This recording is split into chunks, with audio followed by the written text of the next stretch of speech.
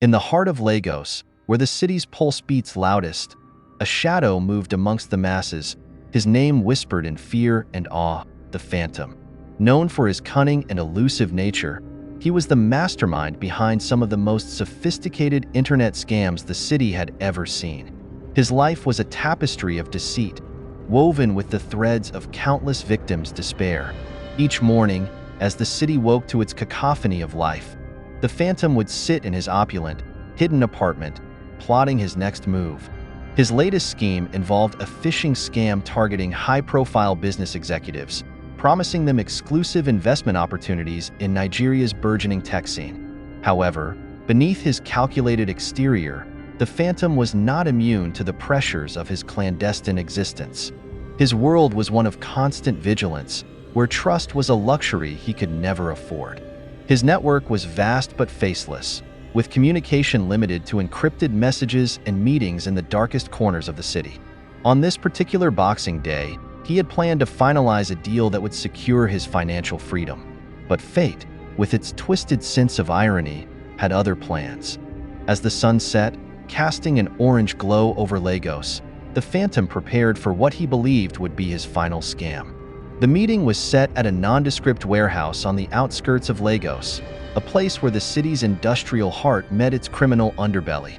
The Phantom arrived, his face hidden behind a mask, his voice altered by technology to prevent recognition. His counterpart, an unsuspecting business magnate from abroad, was there to finalize the deal. The Phantom's plan was simple yet effective. Get the money, transfer it through a series of shell companies, and disappear. Everything went according to plan until the moment of transfer. The Phantom's device beeped, signaling the completion of the transaction. But in that moment of triumph, he overlooked a small detail. The police, tipped off by a disgruntled former accomplice, had been watching. As he made his escape, the sirens wailed, a sound that in any other context might have brought relief but now only heralded chaos. With the police hot on his heels, the Phantom pushed his luxury car to its limits, weaving through the congested streets of Lagos. The adrenaline was intoxicating, each turn and acceleration a testament to his survival instincts honed over years. But this chase was different. There was no calculated escape route.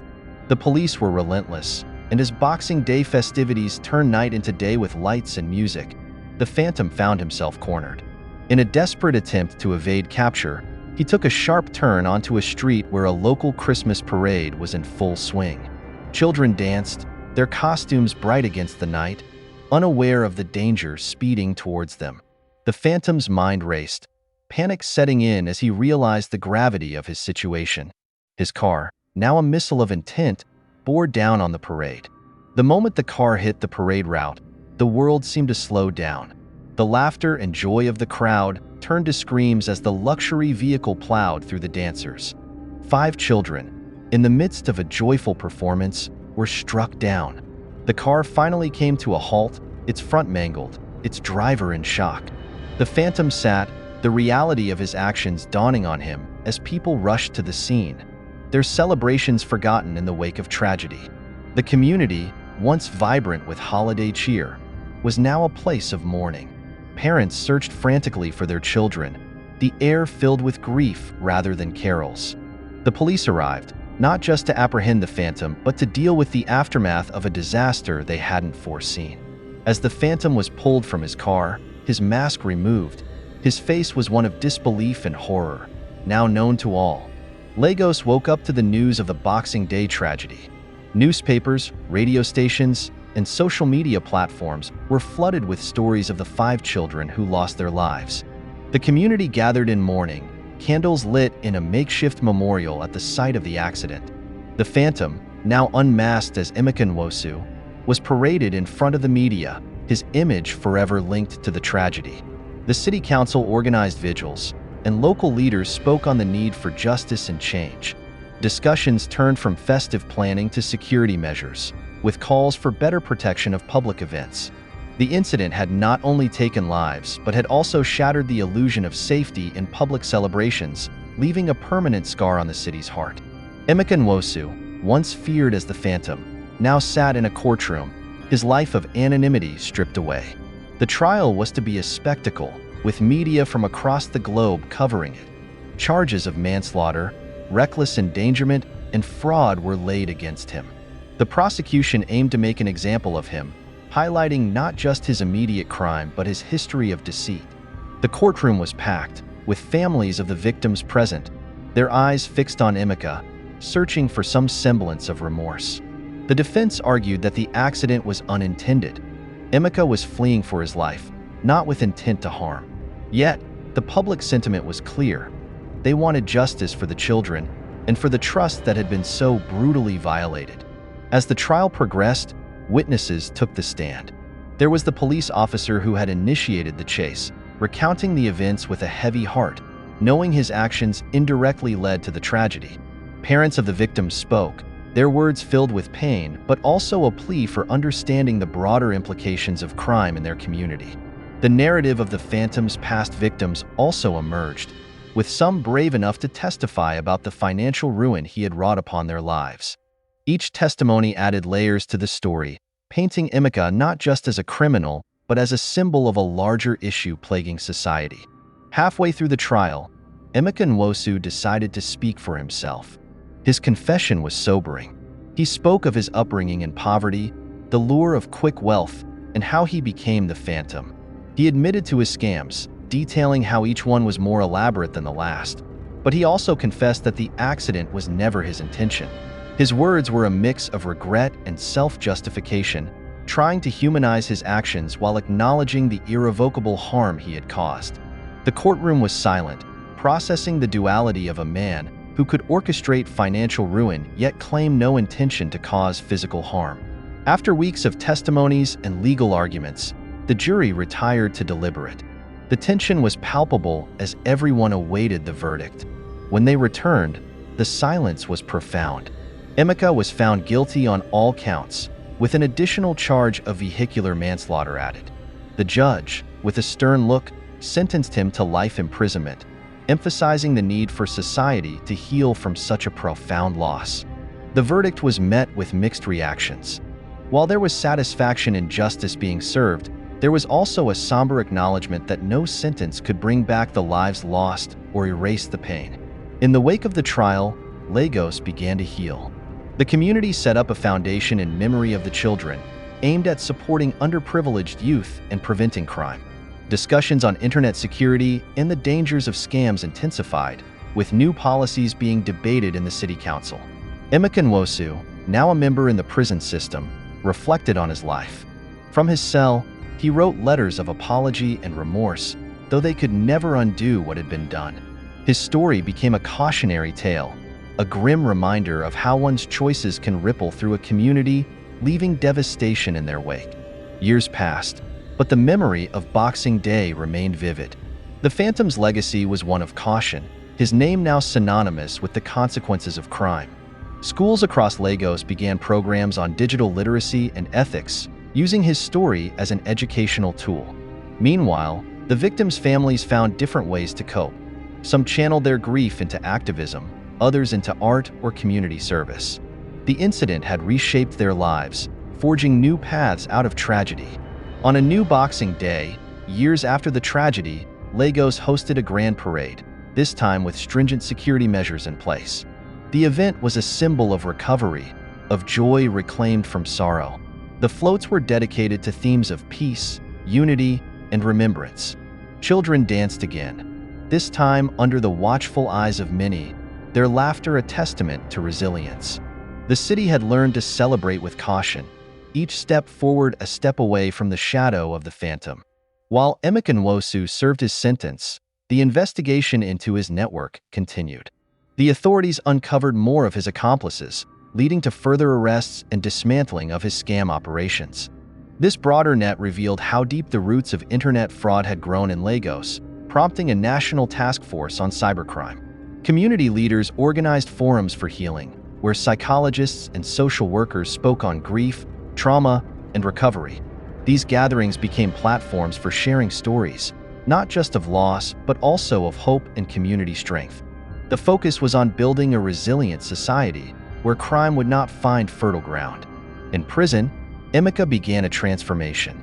He engaged in educational programs, teaching fellow inmates about the consequences of crime. His journey from a notorious fraudster to an educator within the prison walls was unexpected, yet it provided a narrative of redemption, however limited by the bars that confined him. A permanent memorial was erected where the tragedy occurred, a place for remembrance and reflection. It included sculptures of the 5 children, symbolizing their lost potential and the community's undying memory. Every Boxing Day, people gathered here, not just to mourn but to pledge a future free from such atrocities. The media, which had played a significant role in covering the trial, now shifted focus. Documentaries and articles began highlighting the systemic issues leading to such crimes, advocating for better education and opportunities for youth. This change in narrative helped in shaping public policy and awareness. Before his death in prison, Emeka wrote a final letter to the community. It was published posthumously, a poignant reflection on his life, his crimes, and his wish for a better future for the city he had once exploited. His words, filled with regret, aimed to serve as a warning to others. New initiatives sprouted in Lagos, focusing on tech education and ethical hacking, turning potential into positive action. These programs were seen as direct responses to the lessons learned from the Phantom Saga, aiming to harness the city's tech-savvy youth for good. As time passed, the echoes of that tragic Boxing Day became less about the crime and more about the community's response. It became a story of how a city could rebuild, how tragedy could lead to transformative change, and how even in the darkest moments, a path to light could be found. The legacy of the lost children continued to shape the city's heart. Each year, scholarships were awarded in their names, focusing on arts and community service, areas they loved. Their memory became a beacon for positive change, their absence a constant reminder of what was at stake. Lagos became more vigilant, not just in policing but in community watch programs. Neighborhoods started organizing safety drills, especially during large events, ensuring that joy would never again be so violently interrupted. Despite the positive steps, there remained a shadow cast by the Phantom. His name would occasionally resurface, a cautionary tale for anyone tempted by the quick wealth of crime. His story was woven into the city's lore, a grim reminder of the cost of greed. The resilience of Lagos was evident in its people. They continued to celebrate, to love, and to build, each act of community a small defiance against the memory of that dark day. Their collective spirit was a testament to the human capacity to overcome. Emeka's influence was paradoxical. His crimes had sown seeds of change. From his negative actions emerged programs, laws, and a consciousness about the dangers of digital crime. His life, though tragic in its outcome, inadvertently pushed the city towards a better future. Art installations around the city began to include themes inspired by the lost children, not just in remembrance but as symbols of hope and creativity. These artworks became part of the city's cultural landscape, each piece telling a story of loss but also of the enduring spirit of youth. Emeka Nwosu passed away in prison, his death quiet and unremarkable compared to his life. However, his end marked a closure for many, a chapter finally closed. His story was a lesson in how one man's path could lead to collective reflection and change. A new generation grew up hearing about the Phantom, not as a figure of fear but as a lesson in morality and the consequences of one's actions. They were taught to be vigilant, ethical, and community-oriented, turning a tale of tragedy into one of education. Lagos continued to thrive, its heartbeat strong and vibrant. The city learned to weave its past into its future, ensuring that the pain of one Boxing Day would not define it but rather refine its spirit and purpose. The echoes of the Phantom's actions were heard in the halls of justice, in classrooms teaching digital ethics, and in the hearts of those who remembered. His story became less about the man and more about the lessons learned from his downfall. Regular community forums were established to discuss crime prevention, digital literacy, and community safety. These were not just about the Phantom, but about ensuring no such event would ever happen again, fostering a culture of responsibility. The memorial site became more than just a place of mourning. It transformed into a community space for dialogue, art, and peace. It stood as a testament to the city's commitment to healing and learning from its past. Emeka Nwosu's impact was long-lasting. not through his crimes, but through the societal changes they provoked. His life was a dark mirror, reflecting back the need for vigilance, education, and community support. The spirit of Lagos was one of resilience and rebirth. From the ashes of tragedy, the city had found ways to grow, to protect, and to remember. The story of the Phantom became part of this narrative, a chapter in the city's ongoing saga of survival and evolution. Looking forward, Lagos embraced a future where the lessons of the past were not forgotten but used to build a safer, more connected community. The city's celebrations were marked by both joy and caution, a balance learned from one of its darkest days. The Phantom's story, in the end, was not just about crime but about the enduring hope and strength of a city that refused to be defined by its tragedies.